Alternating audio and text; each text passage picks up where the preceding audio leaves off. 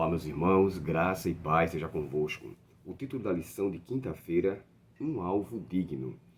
Esse título, irmãos, nos faz pensar o seguinte: o único alvo que foi digno foi Cristo. E ele não seria ele seria o alvo digno. Mas se tratando de nós, esse título poderia até ser feito em forma de pergunta: quem é um alvo digno? Por nossa condição, ninguém seria. Mas pelos méritos de Cristo, todos nós somos. Deus nos capacitou através de Cristo, de uma forma meritória em Cristo, para que nós possamos ser dignos de herdarmos a salvação. Ou seja, o mundo, embora tenha jazido na mão do maligno, a sua propriedade ela é divina. O inimigo pode cirandar e fazer males aqui. Porém, ainda que esses males sejam feitos, a atuação primordial e a atuação maior é a do Pai Celestial, que criou todas as coisas. Então, as vontades de Deus permissivas, de onde o inimigo se aproveita para causar dano, não deve ser visto como aquilo que o inimigo tem total poder aqui, ou domínio. Lembre-se de Jó, né? Quando Satanás está dentro de Jó e fala assim, eu tenho vindo da terra de passear por ela, ou seja, venho de um lugar onde tenho domínio. Mas o próprio Deus fala assim, tem visto meu servo Jó? Então, os servos de Deus aqui, por Cristo, são dignos dessa dádiva da salvação. E o autor aqui colocou uma história bem interessante, né? A história daquele pai que tinha um filho que sofria muito por conta da sua vida de um problema espiritual. Ele era um menino que vivia endemoniado desde a infância. E por diversas vezes, Satanás tentou matá-lo. E ele era lançado ao fogo, lançado ao mar. E aquele pai leva aos discípulos aquele menino e não consegue realizar uma cura. Jesus, então, indignado com aquilo, fala assim, ó, que pessoas incrédulas, até quando vocês estarão comigo? Até quando irei suportá-los? Isso foi uma mensagem muito dura que Jesus disse, não só aos discípulos, mas todos estavam ali presentes, que se viam dependentes de Cristo pela sua presença. Mas eles poderiam ter atuado através de Cristo em outros lugares, mesmo sem a sua presença pessoal.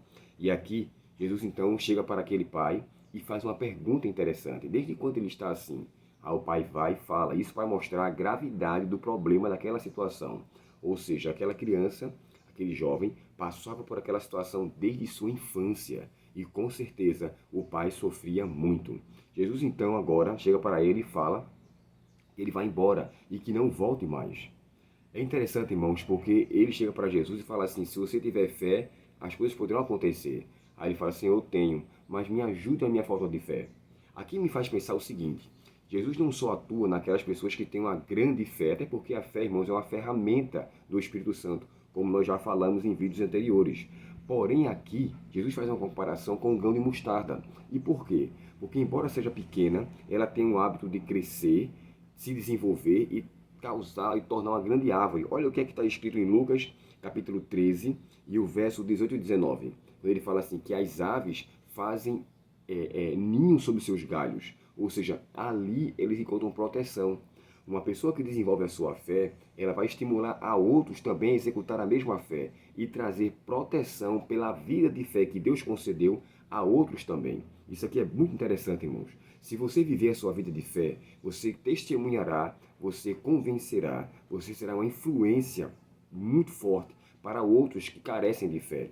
E aqui Jesus chega a descrever isso muito claro. Também em Mateus capítulo 13 e o verso 31 e 32, quando ele fala sobre a parábola da semente de mostarda, ali também é visto como o reino de Deus no tocante de que é uma semente pequena, mas crescerá. O povo de Deus começou pequeno e cresceu. Mas aqui em especial, ele está falando de uma fé que começa pequena, mas desenvolve ela. Ela é desenvolvida. E aquele pai teve a graça de ser atendido, assistenciado, mesmo por uma fé pequena. Mas em sua sinceridade, ele pediu a Deus que acrescentasse a sua fé. Se você, embora tenha uma fé pequena, mas busque a Deus com sinceridade, Deus vai lhe ouvir e honrará a sua fé, independente do tamanho que seja. É interessante que Jesus, quando faz uma comparação com o grão de mostarda, a mostarda, irmãos, de acordo com a cultura do Oriente Médio, era vista como algo desprezível, como algo, na verdade, sem muita importância. Diante daquela situação, ele faz menção de algo que aos olhos dos outros sejam de pequena importância, mas que Deus enobrecerá se ela desenvolver e suplicar a Deus que atue naquela pequena confiança que existe. Todos nós, irmãos, temos dificuldades em ter uma fé grande devido aos pecados, devido a algumas situações. Porém, isso não quer dizer que você não deve desenvolvê-la. O apelo que eu faço é: converse com Deus pela fé que você tem, independente do tamanho dela. Deus honrará o seu pedido e desenvolverá a sua fé. E com certeza, você se tornará uma árvore gigantesca e muitos ao seu redor irão ver o fruto daquela fé que foi desenvolvida lá atrás, com um pequeno grão de mostarda, e alcançou, pela graça de Cristo, um bom desenvolvimento. Que Deus, portanto, nos abençoe. E lembre-se, ninguém é digno de ser o alvo da salvação, mas por Cristo todos somos dignos pelos méritos que nos confiou. Vamos orar ao Senhor? Querido Pai Celestial, obrigado a Deus pela Tua palavra e obrigado pela dignidade que nos concede em Cristo Jesus. Que possamos fazer bom uso, ó Pai, dessa dádiva que o Senhor nos deu. Perdoa nossos pecados, permanece conosco e nos dá um dia com a Tua presença, em nome de Jesus. Amém. Deus muito te abençoe, um ótimo dia em Sua presença e até o próximo estudo, se Deus quiser. Até logo.